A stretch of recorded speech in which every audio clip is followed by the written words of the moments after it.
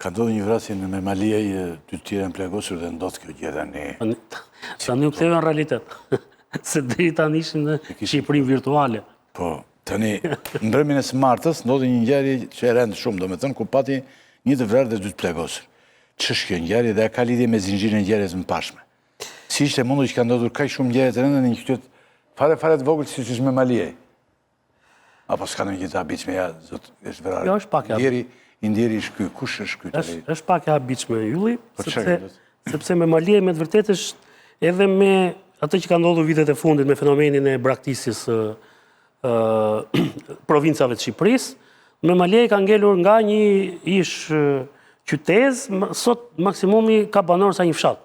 Por çudia është që gjatë 3 viteve të fundit aty ka patur atentate me bilanc shumë negativ. Ka patur ngjarje me 3 të vrarë. Dhe një qytet kaq i vogël, pra me një numër kaq të vogël popullsie sa ka mbetur, duket e habitshme si ndodh kjo gjë. Por kjo është shpjegimi i fenomenit që ka ndodhur në Shqipëri gjatë viteve të fundit. Pra po të shikosh, nga u boron fuqia këtyre njerëzve që përplasën atje dhe sfidojnë haptazi shtetin. Madje me origjinë nga Memaliaj janë shumë ngjarje që ndodhen dhe këtu dhe në kryeqytet, dhe në Sarandë, dhe në Vlorë. Pra, është një konflikt që shpërndar, madje dhe jashtë shtetit ka patur viktima, po për të njëjtën zanafil. Megjithatë, ngjarja në fjalë nuk është pjesë direkte e zinxhirit ngjarjeve që ka ndodhur në Memaliaj, por njerëzit e përfshirë në të janë pjesëtarë që kanë lidhje me atë serialin e ngjarjeve që ka ndodhur në Tepelen. Në ngjarjen e fundit që ndodhi mbrëmjen e së martës, viktima që paraqitet në foto, Endri Goxhej, ka hyrë e armatosur për të goditur njëri nga vëllezërit Nelaj, ka qelluar zjarr, ndaj tij është qelluar po me armë zjarri, pra nuk ka qenë vetëm një rapal, kemi patur një shkëmbim zjarri. Si rezultat i reagimit të shpejtë është bërë e mundur që të mos ketë një numër më të madh viktimash, se nuk i dihet si do të shkote bilanci, se numri i personave përfshirë në konflikt pastaj u zgjerua dhe personi i cili ka hyrë për të qelluar ka humbur jetën, ndërkohë personi i cili është plagosur, pra është njëri nga vëllezërit Nela, ta kanë një historik në të kaluarën, por gjatë viteve të fundit kishin hapur një lokal në Memaliaj dhe ishte kthyer në lokalin më të mirë të qytetit. Dhe me sa duket edhe kjo gjë ka çuar në një si themi acarim të situatës. Ajo që është problematika në Memaliaj është policia e di se çfarë ndodh aty. E di se sa banor ka e di se kush janë problematika. Ajo vazhdon të jetë bashki, po më sa mbam mend në zgjedhjet e fundit me gjithë edhe po thosh aty se çfarë bashki do mbetet aty. Po sepse duhet ta nxjerrën në punë. Ku ato minirat janë mbyllur. Mund të mbetet emri i fshatit thjesht bashki. E kupton se kështu mbeten edhe emrat ato toponimet. O Illi, mbam mend të kryetarin e bashkisë Fusharcit, ky i fundit që mori opozita atë.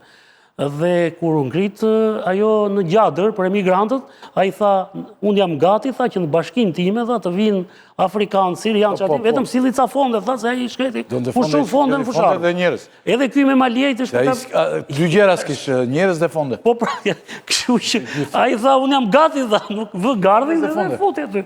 Zhabina kishte ndonjë gjë për shtuar? Po, detajin nga këto shumë i tha tani, por ajo që mund të them unë që kjo situatë me Memaliaj nuk është rastësishme, ajo nis në këndvështrimin tim pas 2016 kur e gjithë zona e Memaliaj, Tepelenës dhe ajo zona aty u kanabizua dhe grupet e atij qyteti dhe qyteteve përreth u fuqizuan shumë për shkak të trafikut të kanabisit, aq sa ky qytet i vogël më pas ka prodhuar ngjarje shumë të rënda, patëm një hedhje në erë në mos gaboj në verën e vitit 2022 tek rreth rrotullimi i Tegut, një njerëz aty gjeti vdekjen për shkak të tritorit që ishte vendosur në makinën e tij, më pas u vra një biznesmen në Tiranë me origjinë nga Fieri, më pas pati ngjarje me këto ngjarje lidhen ngjarje të tjera kriminale të cilat kanë ndodhur edhe në Greqi për shkak të trafikut të drogës, por dhe atë që mund të them si konkluzion është që s'ka ECC i cili po zbardhet në Greqi njësoj si në Shqipëri. Ka faktuar që grupet e Memaliaj dhe Tepelenës kanë qenë shumë aktive në trafikun e kryesisht kanabisit edhe heroinës, po them drejt Greqisë, dhe aty kanë dalë informacione të cilat ka pasur mosmarrëveshje shumë dha mes grupeve dhe sigurisht që për shkak të këtyre zbardhjes të këtyre mesazheve në Sky ECC mund të kenë lindur konflikte të reja mes këtyre grupeve që mund të prodhojnë pastaj ngjarje siç ishte kjo e fundit në qytetin e Memaliaj. Edi Rama e ka hequr tendrat Akshit. Si zhvillohen tani ato po? Me dy fjalë. Akshi funksionon, jep tendra më? I ka kaluar të drejtën me ligj, një kompanie që do të... Tash i ka ndryshuar skema ylle. Pra, çfarë bëjmë? Deri tani kemi parë, tendrat i bëjnë ministrit, i bëjnë këto agjensit, që varen nga ministrat, varen nga...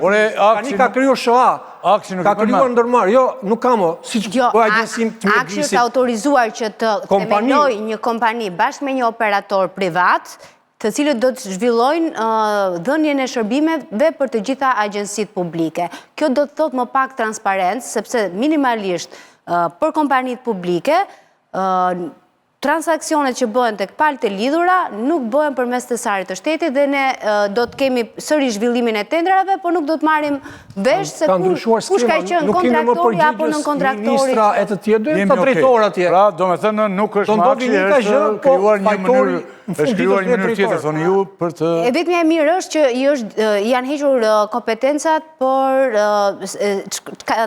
çfarë ka të bëjë me sistemet e sigurisë dhe të dhënat sensitive, se imagjino tani që edhe të dhënat sensitive të ishin në dorën e grupit të dyshuar. Shqipëria, e armatimi, domethënë janë disa ndërmarrje të tilla që do të xhirojnë parat publike dhe do kenë drejtor në fund të ditës ndoshta fajtor për ndonjë tender. Po jo më zyrtar të lartë ministre.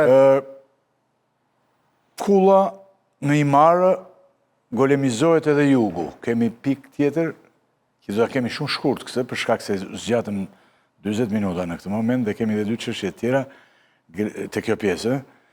Të nderuar të shikues, ju e dini tani që golemi, Shqipëria mund të mburet dhe mund të thotë fjalë të mira për Bregdetin që ne kemi, por nëse për shembull edhe pjesa tjetër që ka mbetur gjysmë e virgjër apo e virgjër mund të themi, golemizohet, bëhet si golemi, dhe thotë që ty bëhet një geto që nuk ka më vlerë në...